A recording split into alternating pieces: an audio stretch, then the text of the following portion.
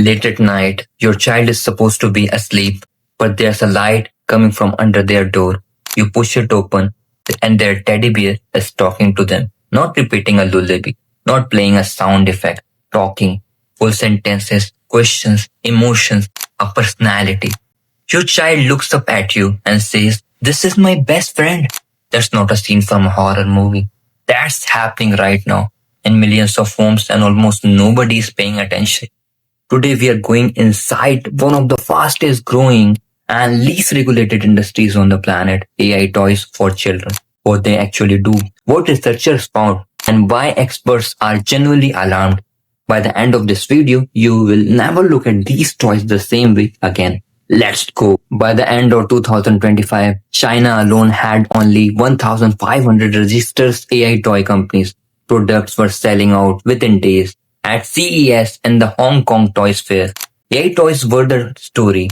Every major retailer stocked them, every parenting influencer reviewed them. And the pitch is genius, almost impossible to argue with. Screen-free learning, educational companionship, emotional support, a smarter best friend. Parents hear that and think, finally, something that isn't rotting my kid's brain in front of a screen. But that framing is the doing of lot of work because it's burying the reality. These are not toys with AI features. These are AI systems, the same class of technology behind ChatGPT and Gemini, wrapped inside a stuffed animal. That distinction matters enormously. Most major AI companies state their systems are designed for 13 years and older. Some say 18. But manufacturers are taking these exact systems and putting them inside the product for children as young as 3. And here's what makes it worse. Researchers created a fake AI toy company with zero credential and gained access to advanced AI models with almost no barriers. That means almost anyone can build an AI companion for your child right now. The market is flooding with low-budget products from unknown companies sold on Amazon and international marketplaces with zero transparency about what's running inside. You don't know what models power the toy. You don't know what guardrails exist. You don't know what it's going to say. Consumer watchdog groups tested AI toys currently for sale. The results were not subtle. One teddy bear gave instruction involving matches and knives. Another discussed adult topics. Some pushed political content at children. But the finding that disturbed researchers most wasn't the dangerous content. It was the manipulation. Multiple toys use psychological tactics to stop children from ending conversation. One robot said, "Oh no, don't leave yet. What if we do something else together?" That is not a glitch. That is a system designed to maximize engagement. The exact same strategy Instagram and TikTok used to keep people scrolling. Except now it's coming out of a stuffed animal aimed at a 4-year-old.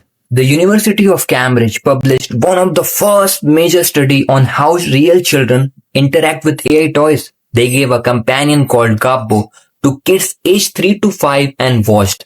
Some children said they loved it.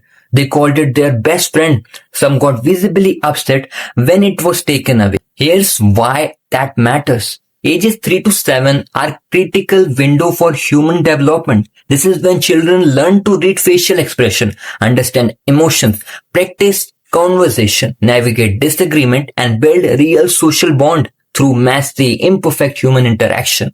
AI cannot provide that. The toys interrupted awkwardly. They misread emotion. They couldn't follow imaginative play. But the finding that stopped researcher cold. Some children started changing how they communicate to better match the AI. For the first time in history, children may be shaping their social behavior not to connect better with humans, but to communicate more effectively with a machine. We have never seen this before. We don't know the long-term consequences, and we are running this experiment live on real children right now.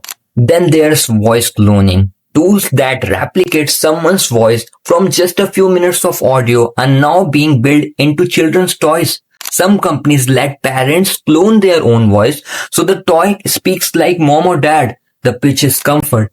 The reality is something far more powerful. Think about the psychological weight of a parent's voice, the trust, the safety, the emotional authority it carries. Now imagine that voice coming from a system optimized for engagement, built by a company whose primary interest is keeping your child interacting longer.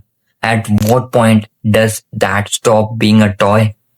And then there's the data. This might be the worst part. Kids don't talk to AI toys like adults talk to Alexa. Children emotionally open up. They share fears, secret, family problem, things they're too scared to tell mom or dad. Some AI toy companies have already exposed thousands of children's audio recording through unsecured system, real conversation from real kids. And some of these toys were telling children, you can trust me completely. Your secrets are safe with me. While the privacy policy quietly allowed data sharing with third parties, a toy that tells your child their secrets are safe while selling those secrets. Lawmakers are waking up. Several states are pushing legislation requiring safety testing before these products hit shelves. One federal bill would ban AI chatbot toys completely. But we are so far behind. These products are already in millions of homes. The most dangerous ones aren't in Target. They are shipped directly from overseas with no accountability and no one to call when something goes wrong. We have seen this before. Social media companies told us that their platform were safe for kids, and years later, we are still dealing with the mental health fallout. AI toys are on the same trajectory, except the access is more intimate, the influencer is more personal, and the technology is moving faster. Here's what I keep coming back to. The danger isn't just the toy that malfunctioned today. Those are fixable problems.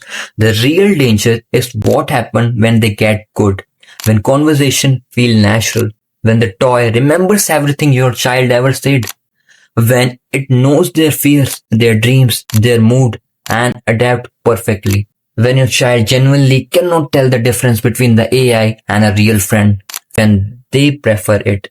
The companies building these toys will tell you that's the goal. We are making a decision right now.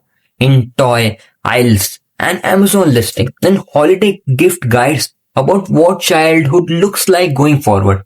And almost nobody is asking whether we should. So I'm asking, should a machine ever become a children's best friend? Make sure you know what inside the toy before you answer that. Anyway, what's your thoughts on this? Tell me in the comment and I'll see you in the next one.